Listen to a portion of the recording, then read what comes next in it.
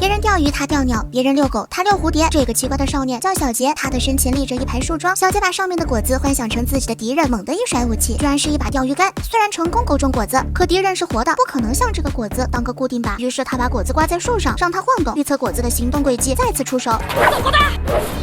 但他很快又意识到，西索是个活生生的人，不会按规律摆动，也不可能站着挨打，更别说从他身上抢东西了。小杰把目光投向了河边的小鸟。意料之中的没有抓到，但他没有灰心，一次不行就10次，10次不行就100次，渴了就喝水，困了倒地就睡。即使手上已经满是血痕，可他依旧无法用钓竿抓住自由飞翔的小鸟，但小鸟却能对水里游来游去的鱼一击即中。他静下心来仔细观察，在鱼儿即将出水面吃掉虫子的瞬间，小鸟动了。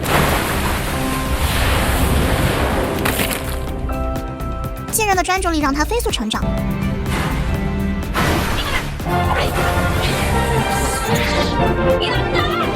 可他不知道的是，螳螂捕蝉，黄雀在后，自己的一举一动早已被人看在眼里。正当小杰思考要如何找到西索，不知从何而来成群的红色蝴蝶围绕在他身边，他的手往左，蝴蝶就往左；他的手往右，蝴蝶就往右，宛如香妃在世。看着停留在自己手上的皓血蝶，香妃小杰灵机一动，西索之前受过伤，说不定跟着这些蝴蝶就能找到他。于是小杰溜起了蝴蝶，没想到还真让他找着了。利用扎根在本能里的天赋，绝！小杰沉下心来监视着西索，突然。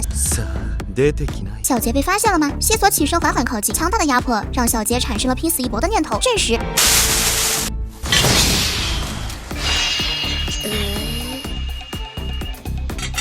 竟然有人就藏在距离自己近在咫尺的地方。小杰没有轻举妄动，这正是他夺取号码牌的好机会。可面对猛烈的攻击，西索却在一直躲避，丝毫没有还手的意思。聚集在那人周围，数量惊人的皓血蝶已经证明他将不久于人世。对西索来说，他已经是个死人了。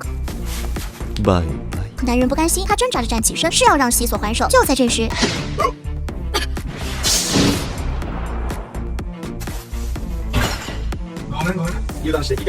来人正是奇亚的大哥叶尔迷。只见他拔掉头上的一根根念针，整张脸发生了翻天覆地的变化。可下一秒，他却徒手挖坑，把自己埋进了土里。